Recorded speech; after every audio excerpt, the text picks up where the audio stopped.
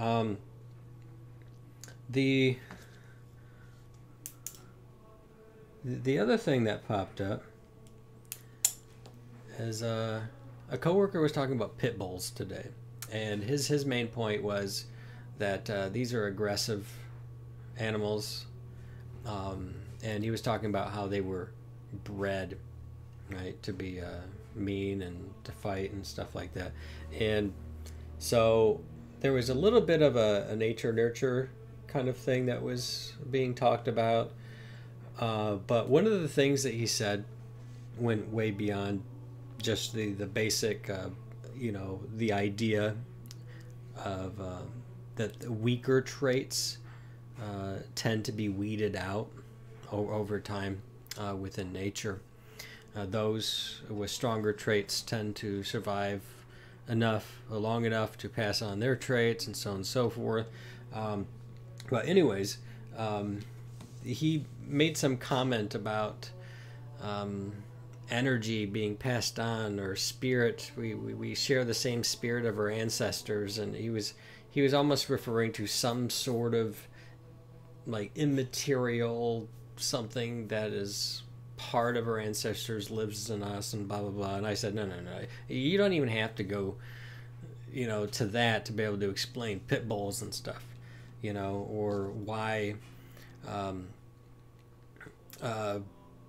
baby chickens might be afraid of a hawk, anyways, what he was talking about was a form of what is called Traducianism.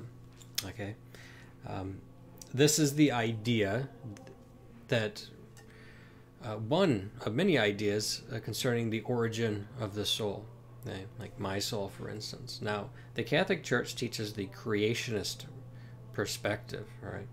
This is that at the moment that I was a zygote, God created new, instantaneously, all right, a human soul.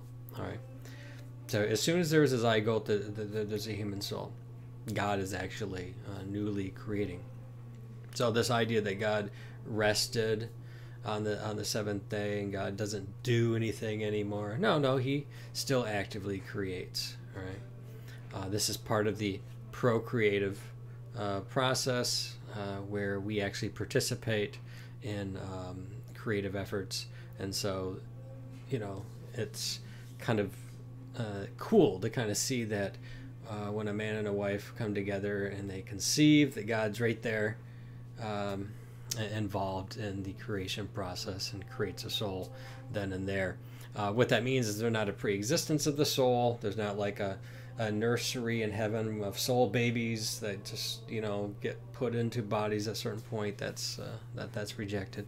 But the Traducian idea is that the origin of my soul was from the soul of my parents.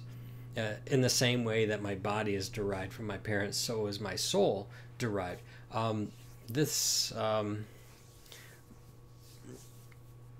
Some incorrectly think that this is what the Catholic Church teaches, and that this is why the Catholic Church believes that the Immaculate Conception of Mary was theologically necessary, because she had to have a clean soul in order for Jesus to receive from her his humanity.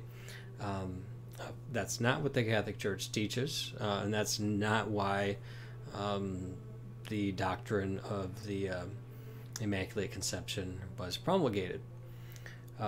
With that said, either way, the origin of our soul is God newly, freshly, instantaneously creating the soul at the moment of conception. And no Traducianism. So we can do away with that idea.